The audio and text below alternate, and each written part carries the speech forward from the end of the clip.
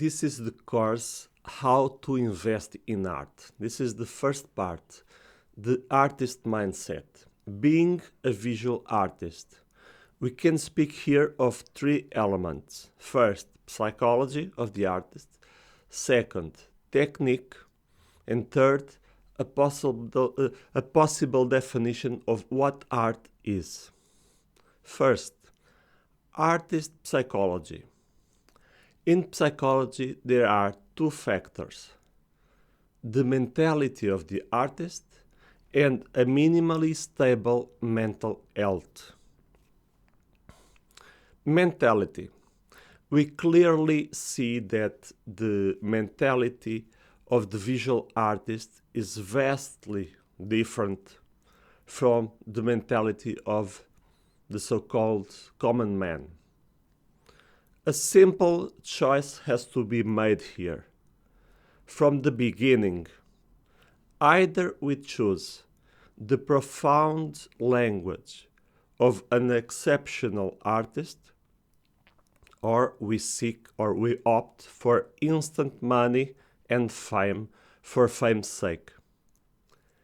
The educational system is also navigating through strange waters of indifference and banality, and it never wanted really to integrate this profound and pedagogical discourse of visual artists into school curricula.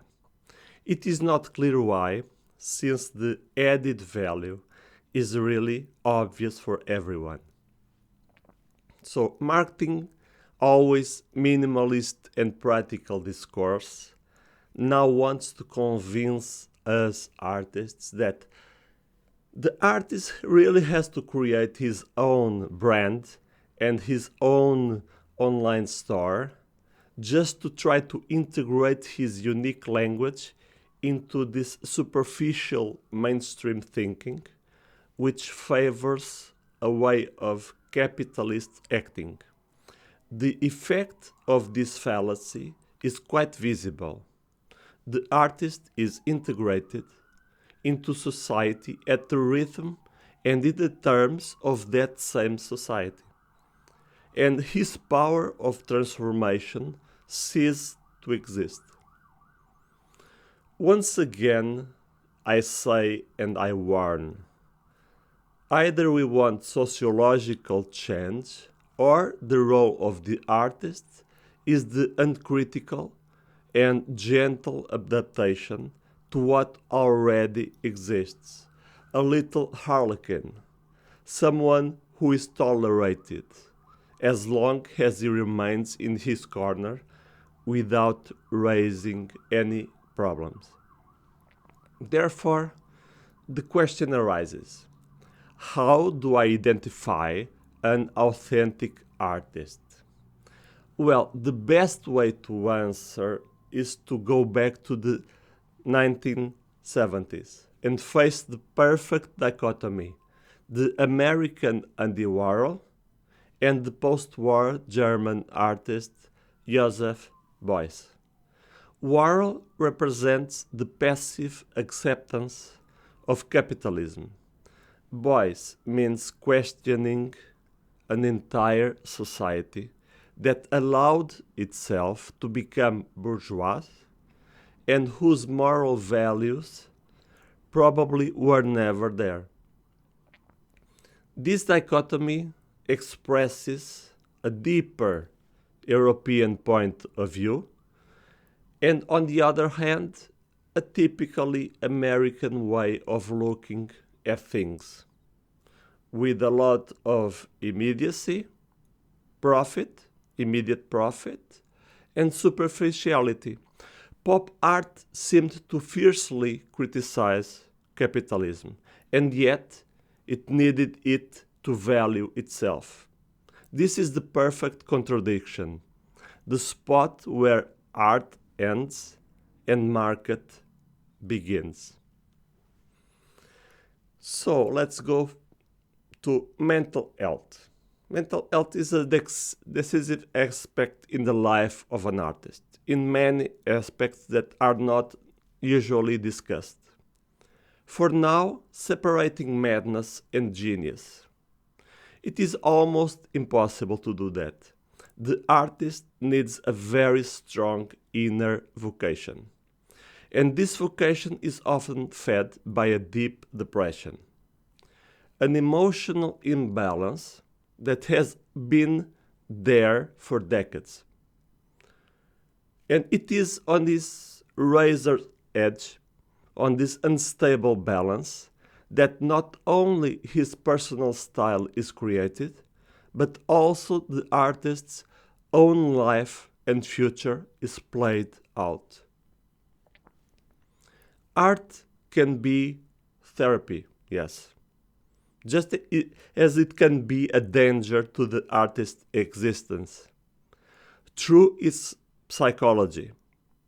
This happens because there are many forms of creativity. The mix between expressionism and the abstract is usually very, very deep and creative also, because they require enormous mental concentration. A less stressful, a less stressful, a less stressful state of mind can be achieved with surrealist drawing, not all, and also with certain styles of painting techniques connected to abstract art that can be more relaxing and produce relief from troubling mental issues. Painting as therapy was advised to Van Gogh in his lifetime by Dr. Gachet and also allowed and even encouraged in the asylum where he was in the south of France. And also in the present time, this is so. In the case, for example, of the famous Japanese artist Yayoi Kusama, that uses painting to get her mental health better. The fundamental difference between Francis Bacon and Paulo Rego perhaps lies in the Portuguese painter's evident inability to overcome her own depression, separating the symbolic from the creative elements. And in this way, being able to purify it and transform it into the creative tool that transforms the society, that art has indeed always been, through that very special characteristic of deep artists, the sublimation process, something that Francis Bacon undoubtedly managed to achieve. In this very thorny subject, a mystery doesn't seem to fit in the history of modern and contemporary art, the Rothko mystery, an artist who was finally being recognized and successful, and who decided to end his life in his studio. This strange situation places us in the eye of the hurricane of this fundamental but rather hidden relationship that always occurs in the course of a great artist's life. What are the painter's own personal goals, after all? What does success or failure mean to him? Because the depression of creative people has been provoked and exacerbated in silence and with subtlety by the pressure of society itself and the art market itself, which in the next moment immediately removes and alleviates its action and its guilt in this whole process of psychological self-destruction. A process that it is unfortunately widespread in the art world. Asking again the same question: can genius be divided from madness? I met a family member of a great Swedish painter who now sells his paintings from his Impressionist era for a high price at auctions. He is now considered one of Sweden's greatest painters, but after his death, like Van Gogh, of course.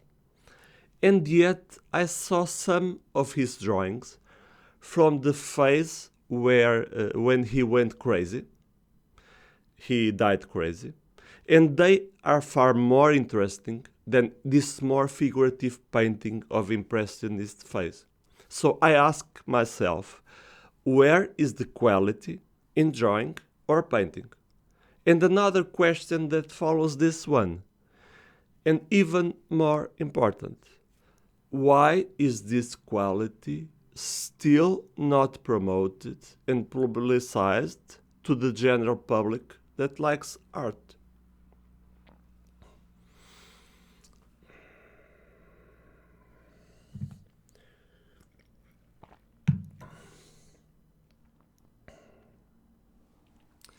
Let's go to the second aspect, working the technique.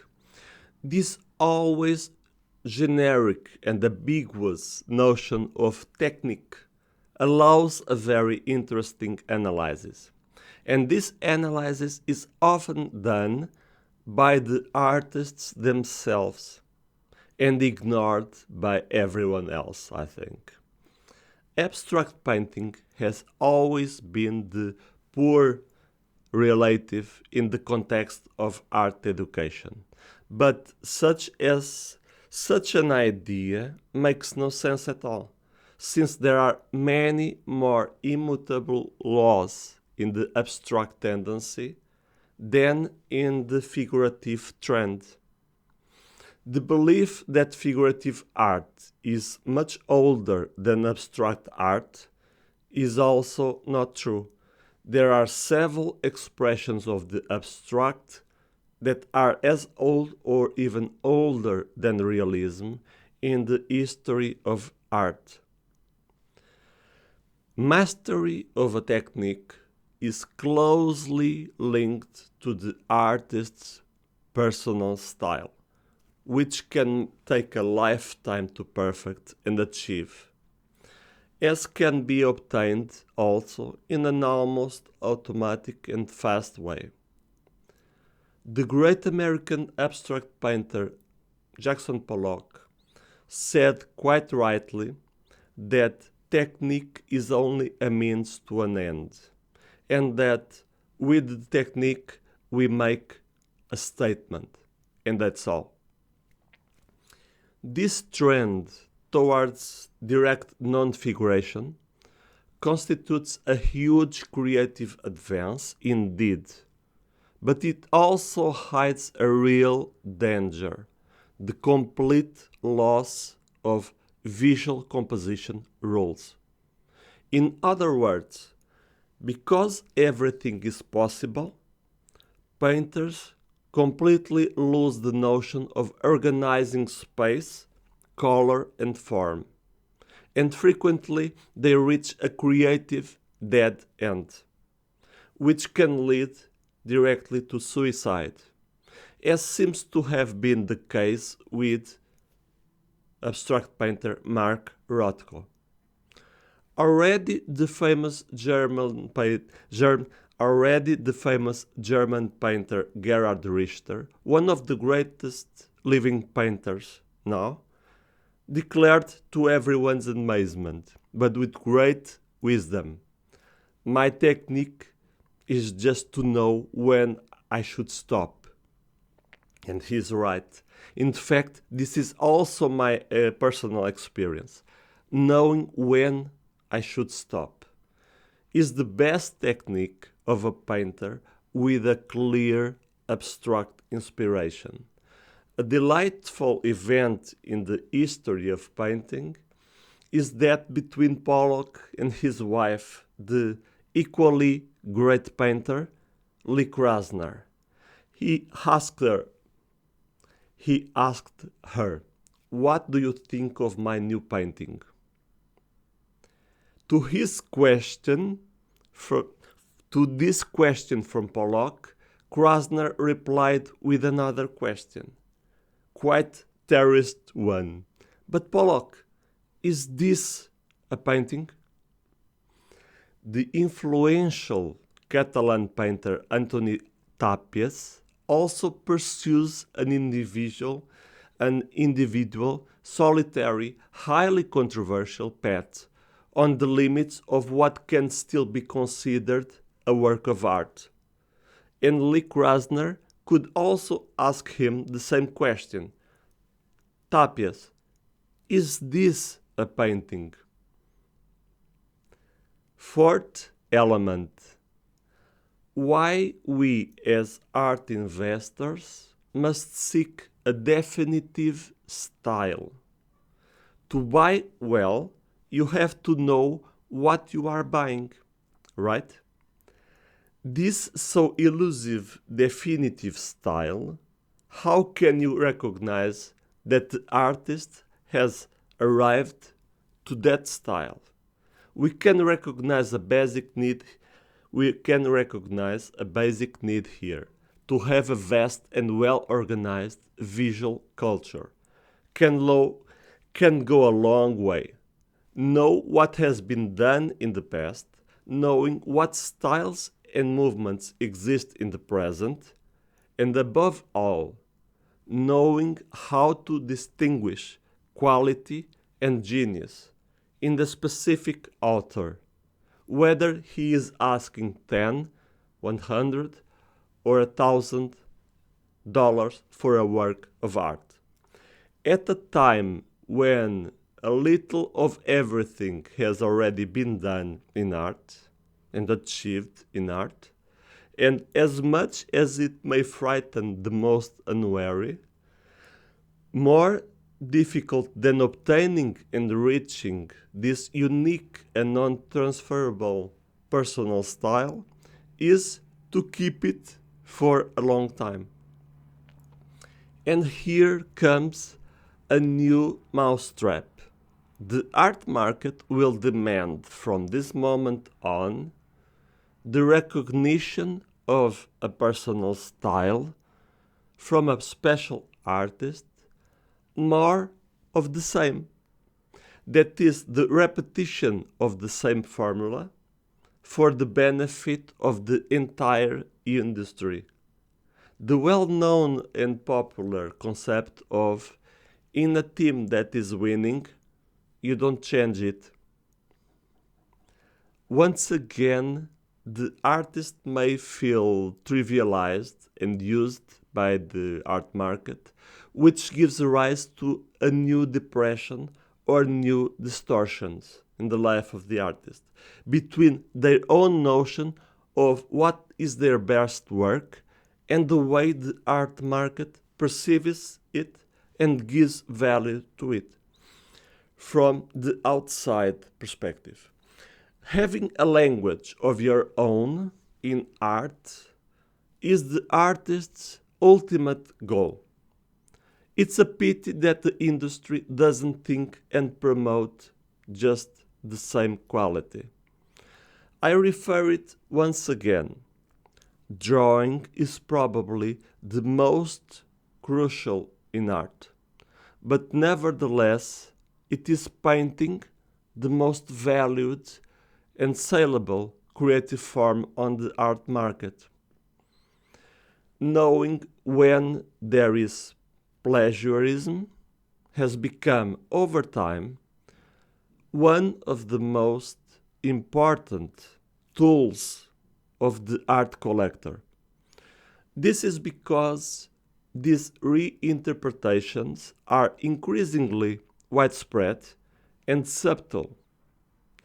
A person of average intelligence and absent sensitivity can perfectly take a small detail from a great painter and develop this detail in the significant set of works achieving professional results, and even being recognized by the contemporary art market.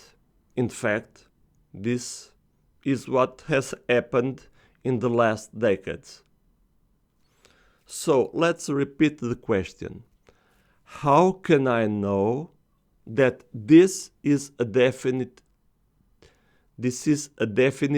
style by this artist? I give you the only advice that makes sense. True consistency. Now, what is consistency? Very simple. It is to have quality in quantity. An isolated genius drawing, one will not be of great value for anyone. However, hundreds of drawings in which the artist maintains his own style of constant quality, it will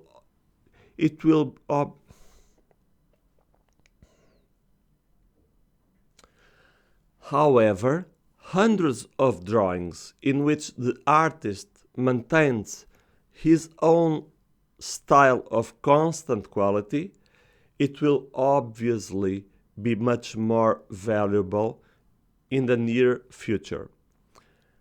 Fifth and final element of this first part of the course, the possible definition. After all, what is art? And is art an end in itself? We have here to distinguish inspiration from perspiration. Picasso said that if inspiration ever found him, it would find him working. He was right, but in fact, for some more complex works of art, the influence of these mysterious, inspiring muses is still very necessary. The influence of these mysterious, inspiring muses is still necessary to reach higher states of sensitivity and awareness. The aim of art is, in essence, the self-discovery of a human being at the limits of himself. This basic and universal human value has to be there, and it is linked to the existentialist movement, disseminated by such essential authors as Jean-Paul Sartre, and in art the sculptor Alberto Giacometti is also a good example of this profound and crucial creative tendency for the consciousness of modern man. We can refer again to Anthony Tapias and his book Art Against Aesthetics as being, in a way, an extension of this concept of total focus on what is structural in human life, and less importance attributed to the more accessory aspects of life in art. For Tapias, art is a gnosis, that is, a way of obtaining, of reaching knowledge through intuition. And here lies the connection of art to science. And as a complement to this notion, he also speaks of ethics, which the artist must possess to be a complete personality. Vasily Kandinsky spoke of the inner need of the artist, which characterizes the artist's never-ending quest. The question we can ask remains valid today. Is there still this inner need inside the artist's soul, or has opportunism taken over contemporary art? And artists are no longer even artists because they don't even have the typical mental and emotional characteristics of an artist. From Damien Hirst to Jeff Koons, this question remains with no clear answer. I would like to quote Pablo Picasso once more. He said that if I knew what art was, I wouldn't tell it to anyone. Making a brief analysis to complete this first part of the course, I can recall Van Gogh's connection to mental illness. Many other artists, if they are really artists, will show typical symptoms of deep depression. And if they don't have that, it's because they are probably not artists. In this very delicate subject, it is essential to talk about Jean Dubuffet and his art brut, or raw art, who revalued the art made by madmen and children. And here the clinical case of the crazy patient, Mary Barnes, became very relevant since she painted with the madness technique her own feces. Nowadays, even this radical type of technique has been completely trivialized by the art market, and there are well-known painters who use feces to make portraits and other well-known artworks. It is essential that you don't get distracted and confused with so much variety of styles, techniques, and creative approaches and movements. These are the four essential categories of art which will never go out of date, basically because they continue to be the only ones that exist. That is, the basis of everything. 1. The drawing, that often prepares the way for painting, through sketches on canvas, for example. So, painting, second. And then sculpture, which can include objects, and which also prepares the connection to object installation, a trend that has taken on preponderance in the recent decades and is clearly related to influential concept art movement. Drawing, painting, sculpture, installation, the four main categories. With this thought, we reach to the end of the first part of this How to Invest in Art course. I hope you liked it.